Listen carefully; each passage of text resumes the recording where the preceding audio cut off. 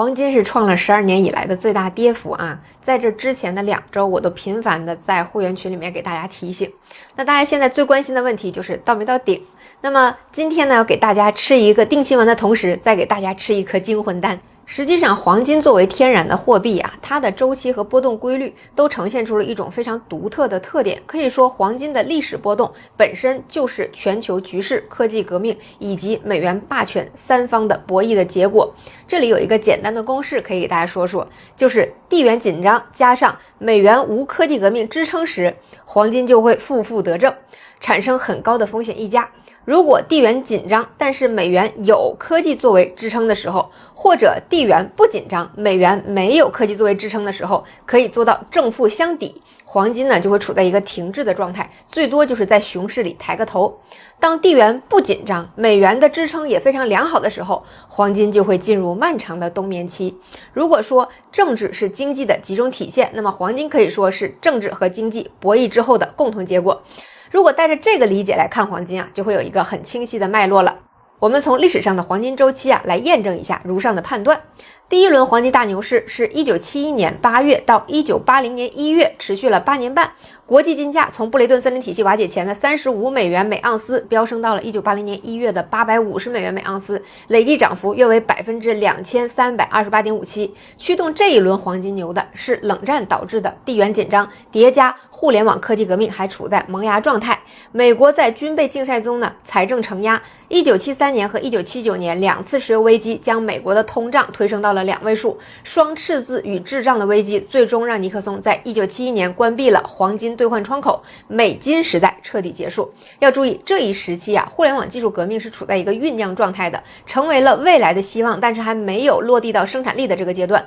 跟当前的 AI 革命所处的阶段非常相似。同样，美国还处在跟苏联的大国竞争之中，严重的通胀和赤字，且尚未建立新的产业优势。黄金在地缘紧张又没有科技支撑美元避险前景的时候，作为货币危机对冲工具的属性得到了极致的释放。这次也就是增长最陡峭的一次黄金牛市。苏联解体前，其实地缘已经开始趋于稳定了，科技呢又开始发力，于是就进入了长达20年的黄金熊市。在1980年到2000年间，美国在个人电脑，就是 IBM、互联网、微软、雅虎等领域的技术突破，催生新经济的繁荣。纳斯达克指数从1980年的195点涨到了2000年的5048点，吸引了全球资本流入美元资产。国际金价呢，则从850美元回落到了251美元。而后随着互联网泡沫的破灭和911的爆发，于是又一次负负得正，第2轮黄金大牛市开启，从2001年2月一直到了2011年的8月，持续了10年。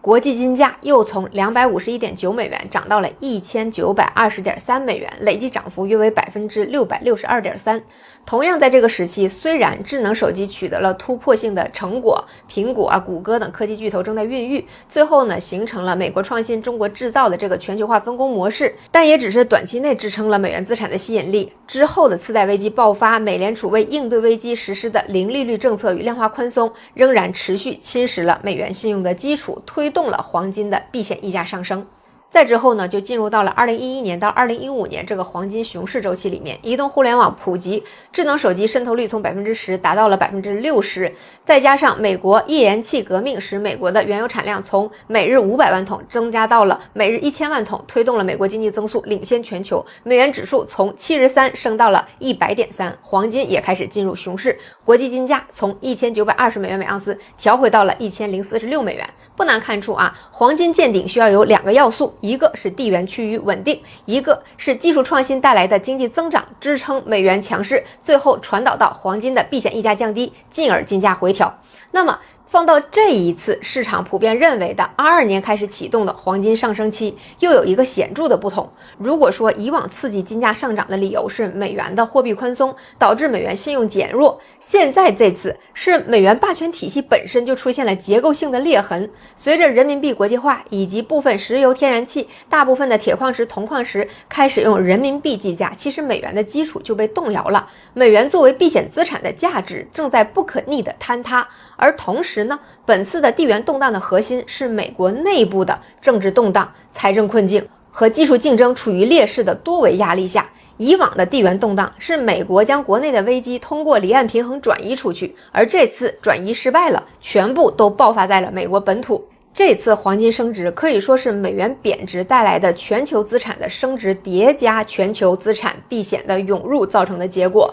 那么根据开篇的公式，只有地缘进入相对安稳的阶段，并且找到另一个由科技进步支撑的避险资产，吸纳了大量的流动性之后，黄金牛才会见顶。很明显的来说，这一次扮演这个角色的很可能就不再是美国了。美国2025年的现状是尚未找到新的科技技术锚点来支撑经济的增长。尽管 AI 领域被寄予厚望，但自从 DeepSeek 等中国 AI 企业的突破，重塑了竞争格局之后，全球对于美国是否还依然能跟前2次一样摘得工业明珠，点亮美元霸权，照亮就有全球贸易秩序的未来，是没有那么有信心的。所以全球央行才疯狂的在花掉美元购回黄金。